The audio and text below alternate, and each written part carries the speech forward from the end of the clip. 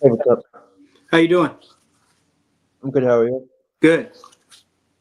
Thanks for taking the time to come on. Oh yeah, thanks for having me.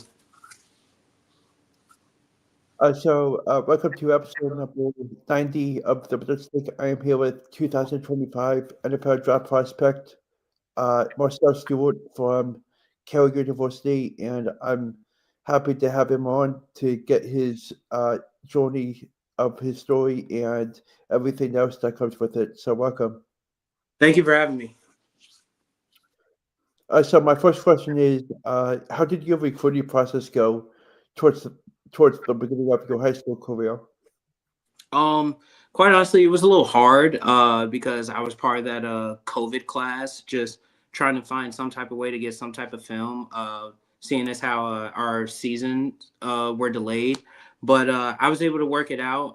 My high school coach at the time, Coach John Ivelo, he was able to like set up a little combine for us, just like record our 40s, our bench press for 225, and then things of that nature. And then once we were able to get the opportunity to have our 6 games, I just kind of worked with what I had best and kind of just sent it out to different coaches, and I was able to land here at Carroll University.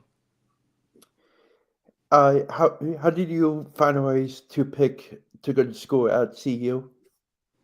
Um, I guess it was kind of interesting because I actually didn't decide on Carroll first. I actually was planning to go to a different school somewhere in Iowa, and my offensive coordinator, Coach Ken Ackerman, he contacted me and was wondering if I could still come in for a visit. And I at first wanted to say no because I was so committed, but then something told me to just come and visit, just take a look at the campus, and it just kind of felt like home for me.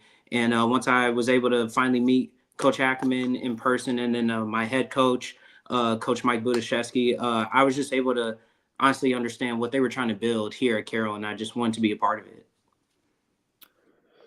Uh, my next question is, how is it like playing football at the D1 level? Um, well, I play D3, so honestly, I would say there's still competition for sure. It's just that it's a lot harder to be seen as a D3 player just because like we're not on ESPN all the time, we're not on CBS, things of that nature, but we still have plenty of good games. We still have plenty of rivalry games within D3, and we still have a lot of dogs. So me just going on my pro journey, I'm not only trying to advocate for myself, but I'm also trying to advocate for those who are at the D3 level that just quite honestly don't feel like they can make it. So Hmm. What is a typical day like for you on game days? game day, I wake up at around maybe 6 o'clock.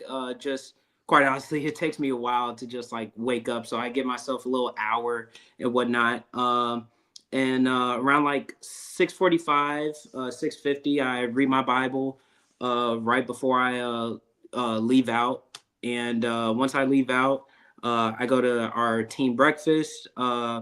We basically just come together as a whole entire unit as a team, talking about our plan and the standard that we have for that day for game day. And then after that, we split off offense and defense. And as an offense, we just talk about the style that we want to approach the game and just overall the intensity that we want to hit it with, which is high intensity every single time. And then after that, we kind of just take a moment of silence to like gather ourselves. Then we have this march that we do from our dining area all the way to the field where we see our fans and the crowd and everything, everyone that supports us.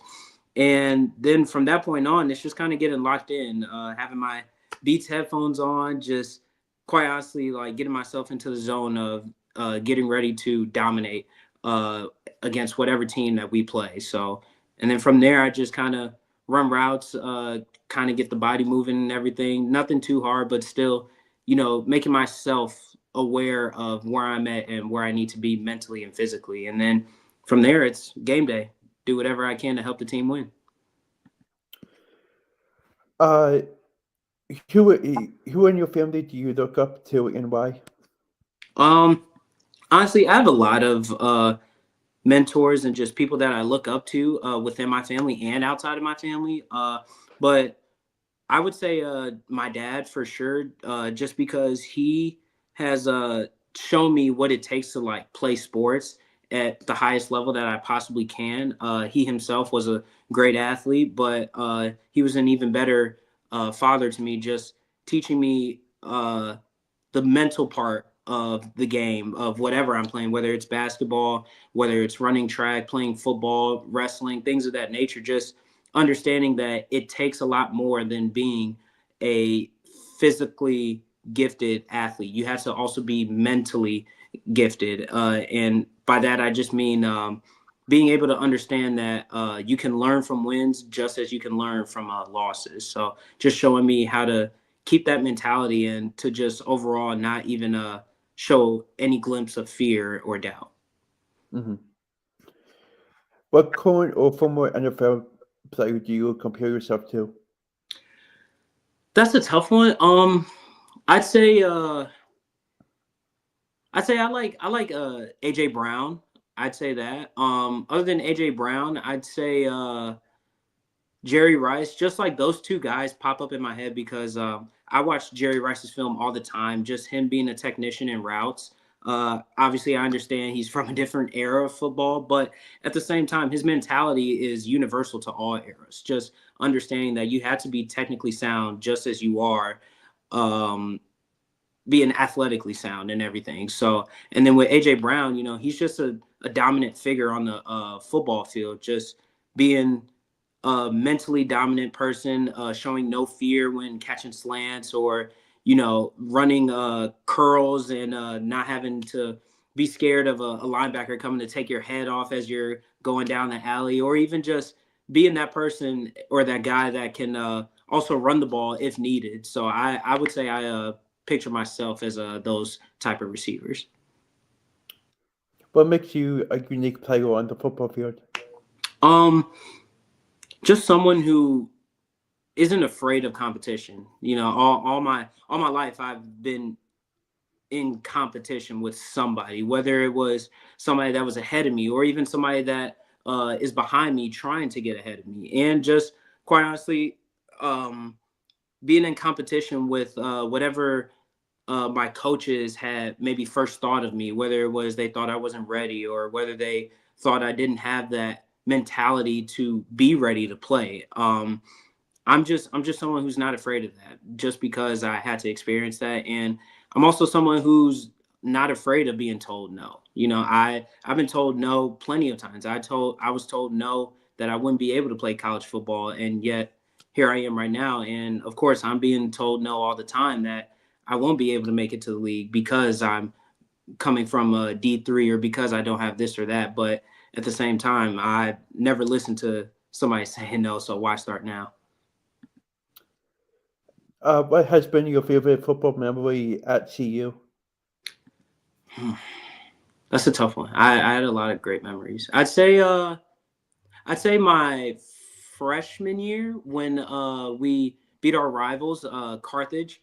We have a what's called a musket game. Obviously, that's our like rivalry and everything. It goes back like years, and whoever wins the game wins an actual musket. Like it works if you like put powder in it and everything. So Hmm. it was really cool just being a part of that because I was told by my coach that like you only come around so many college rivalries and you're only a part of so many. So it was Hmm. just a cool atmosphere to be a part of that, seeing everyone not wear red because those were their colors, not even being able to say the word Carthage. We had to say the C words or the mistake by the lake. And just being in that atmosphere and overall beating them in that game and holding the musket up with all my brothers, it felt amazing. It was an experience that I don't think I'll ever experience ever again. How many hours a day do you take the time to watch film to better your game? I spend so much time I would say to the point where I can't even give you a true number, just because I don't even look at it as, oh, I watch film for 2 hours, so the next day I got to watch it for 3 hours. I kind of watch it until I get tired of it.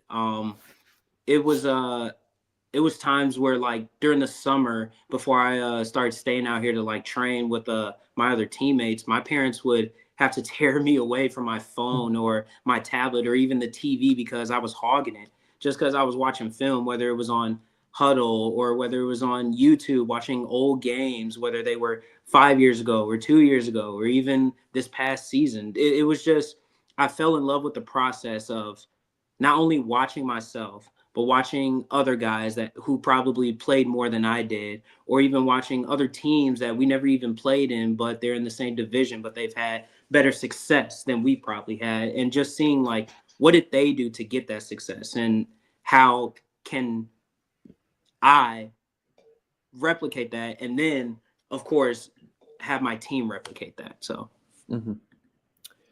What do you like to do in your free time?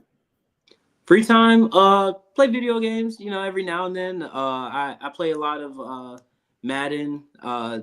You can ask some people I'm probably not that good, but then other people might say I'm decent at it, but I'd say I'm very mid. Other than that, I would just say just chilling with my friends, listening to music, just simple things. I'm not really too much of a party goer, but every now and then I like to enjoy myself. But other than that, I spend a lot of time on football and just focusing on bettering myself. My last question is, if you could have dinner with any current NFL player, who would it be and where would you two go? Um, I got to go with Steve Smith Senior. And I don't know. I think I'd take him to Harold's. It's this chicken place from back home where I'm from. I'm from Bolingbrook, Illinois.